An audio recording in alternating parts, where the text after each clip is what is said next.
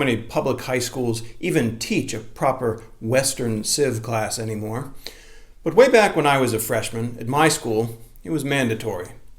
And I can still remember my teacher, who would become my favorite teacher ever, telling us on day one that every civilization contains within itself the seeds of its own destruction.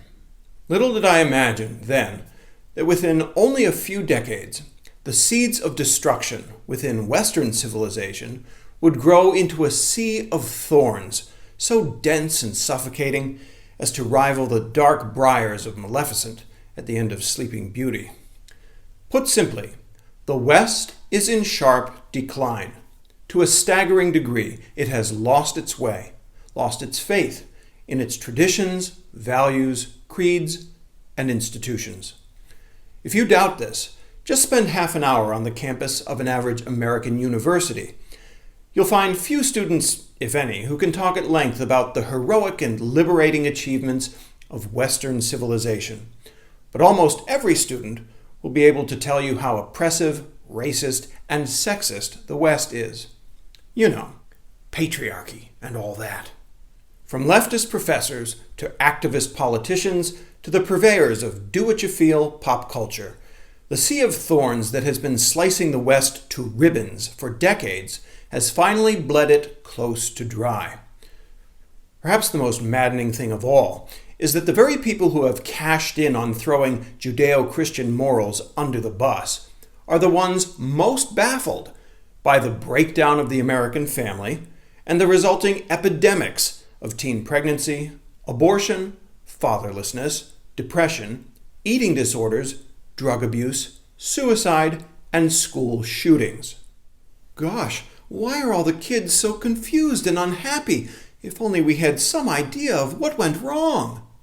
Yeah, if only we had some idea. It's such a mystery. But let's keep moving.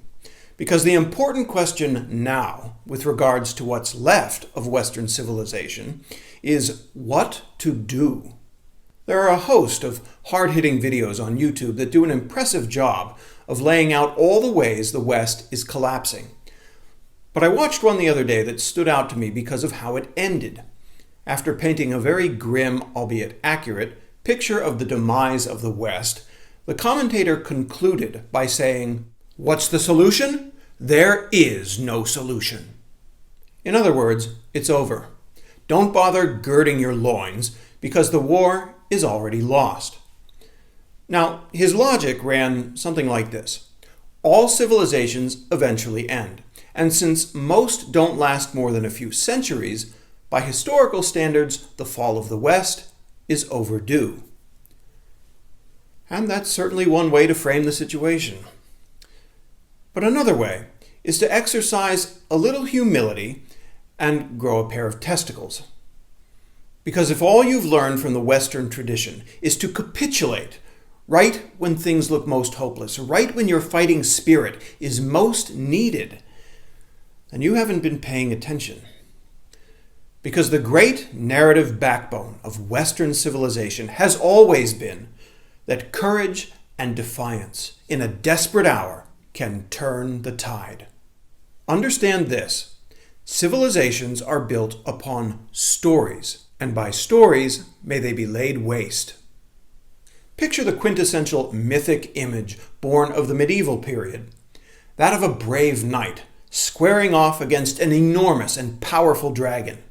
That's the heart and soul of the West, standing up for the good, the true, and the beautiful in the face of seemingly insurmountable evil.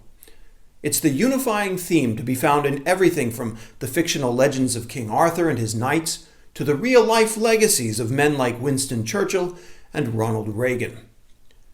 Now, contrast that against the narratives, the stories, being peddled to young adults today. Western culture is inherently oppressive. Masculinity is toxic. Women don't need men because strong is the new pretty. Capitalism is predicated on victimization. Your present happiness is more important than some vow you made years ago, and truth is, well, whatever you want it to be. The propagation of egocentric, irrational, postmodern narratives like these is the precise reason for the present suicidal disposition of the West. After being so indoctrinated, how could young people feel that life is anything but meaningless? Only by answering these lies with truth and rich life-giving tradition can Western civilization hold on to its will to live. In closing, a word of caution to those prepared to write off Western Civ. One of the lessons of history is that while it does tend to repeat itself, every so often something new comes along that breaks the pattern of the past. The American experiment is one of those things, and those who are confident in their ability to predict its course frequently find themselves eating their words. There's also never been anything like modern communications technologies that allow ordinary people who are total strangers like you and me to connect across thousands of miles and to mutually encourage each other not to kneel at the altar of postmodernism, but to defiantly stand for all that is decent and holy. I'm not willing to accept that the end of Western civilization is imminent, or that its demise will follow the pattern of previous civilizations in lockstep. It has certainly been anomalous thus far.